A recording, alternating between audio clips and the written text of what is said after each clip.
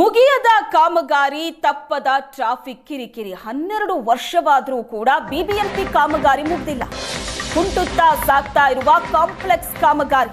ಮಲ್ಲೇಶ್ವರಂನ ಹೂವಿನ ಮಾರುಕಟ್ಟೆಯ ಬಳಿ ನಿರ್ಮಾಣವಾಗ್ತಾ ಇರುವ ಕಾಂಪ್ಲೆಕ್ಸ್ ಇದು.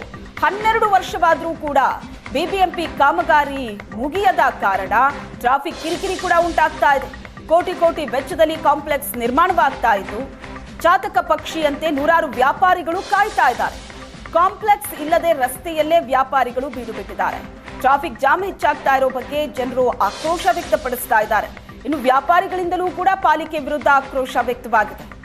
ನಮಗೆ ಭರವಸೆ ಕೊಟ್ಟು ಹಿಂದೆ ಇದ್ದ ಮಾರುಕಟ್ಟೆಯನ್ನ ಒಡೆದ್ರು, ಈಗ ನಮಗೆ ಒಂದು ಶೌಚಾಲಯಕ್ಕೂ ಇಲ್ಲಿ ಸಮಸ್ಯೆ ಇದೆ. ಮಳೆಗಾಲದಲ್ಲಿ ನಮ್ಮ ಪಾಡು ಯಾರಿಗೂ ಬೇಡ ಅಂತ ಆಕ್ರೋಶವನ್ನ ವ್ಯಕ್ತಪಡಿಸ್ತಾರೆ ವ್ಯಾಪಾರಿಗಳು. 12 ವರ್ಷದಿಂದ ಕಾಮಗಾರಿ ನಡೀತಾ ಇದೆ. ಒಂದು ಕಾಂಪ್ಲೆಕ್ಸ್ನ ಕಾಮಗಾರಿ. ಇದುವರೆಗೂ ಈ ಕಾಮಗಾರಿಯನ್ನ ಬಿಬಿಎಂಪಿ ಮುಗಿಸಿಲ್ಲ. ಇದರ ಬಗ್ಗೆ ವ್ಯಾಪಾರಿಗಳಿಗೆ ಬಹಳ ದೊಡ್ಡ ಆಕ್ರೋಶ ಇದೆ.